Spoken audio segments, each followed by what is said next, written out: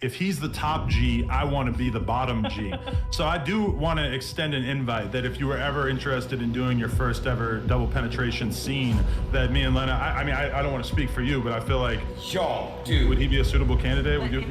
Can I tap him in? I don't know.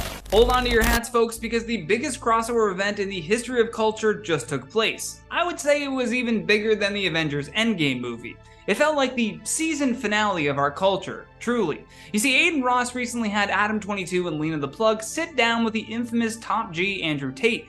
Brace yourselves though, because this encounter was more awkward than that time that Ryan Seacrest tried to high-five a blind guy. As you should be. Well, I'm giving you a high five.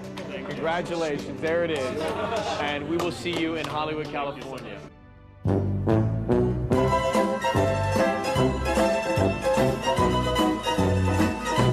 You might remember that Adam caused quite a stir recently when he allowed his wife to do a porn with Jason Luv. Some of you didn't see a problem with it because they're both in porn, while others called Adam a cuck for saying that he liked it. And you know what? Both sides are not really wrong.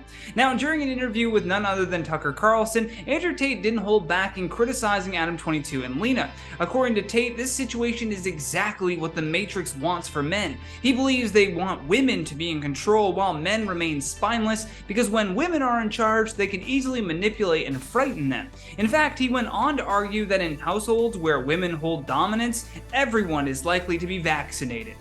Interesting correlation, right? I mean, it's got nothing to do with the fact that men have been told for literally years that they're toxic just for displaying masculine qualities. It has to be the vaccine. I don't want to make personal enemies of people I don't know. There's a guy called Adam22. Once again, I have no idea who this man is. I just saw on Twitter yesterday that he was with a porn star who'd never done a male scene. They got married, and like a week after their marriage, she did her first male scene with some random dude. And he's on a podcast defending it. Did his wife have sex with somebody else? Correct. Why? Like, this is the level you can, but this is what the Matrix wants from you as a man. They want the woman in charge and the man below with no backbone, because if the woman's in charge, they can emotionally affect her. They can scare her. You can scare a woman easier than you can scare a man. A man.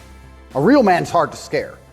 A woman you can make afraid of the vaccine, right? Be afraid, COVID, be scared. If she's in charge of the household, I would argue in nearly any household where the female was dominant, everyone's vaccinated.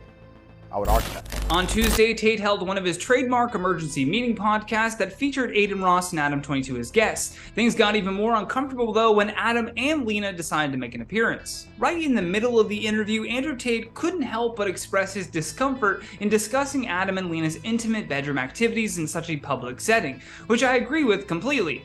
When did it become so carte blanche for people to just spout off about their sexual proclivities? I really don't care. That being said, this bizarre line in morality is also coming from a guy who manipulates women into loving him and then turns them into cam girls so that he can make some money off of them selling their bodies online. So take everything with a grain of salt here when this sheep herder opens his mouth.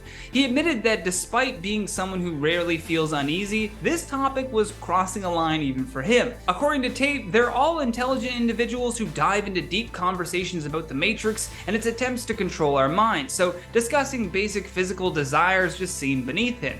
To add to the already tense atmosphere, Adam made a rather unexpected offer during this interview. He actually suggested that his wife could be with Andrew Tate, but Tate swiftly turned down the proposition.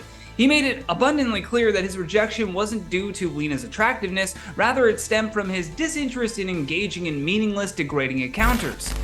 There's absolutely 0% chance of that happening. And it's not because Lena is particularly unattractive, it's because she's married to Adam and I have no interest in degenerate, pointless sex, and I have no interest in making a spectacle of myself or even just involving myself in anything which I deem to be overall haram and pointless.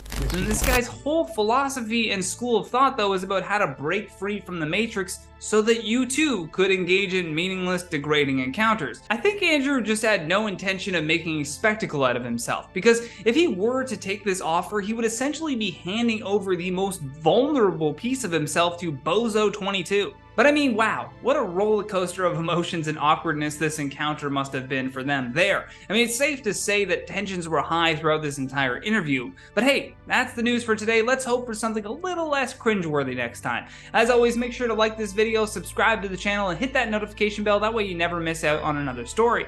Until next time, stay curious, stay informed, and stay classy. You've been listening to The Johnny Rogers Show. New episodes air every Friday at 8 p.m. Eastern Standard Time.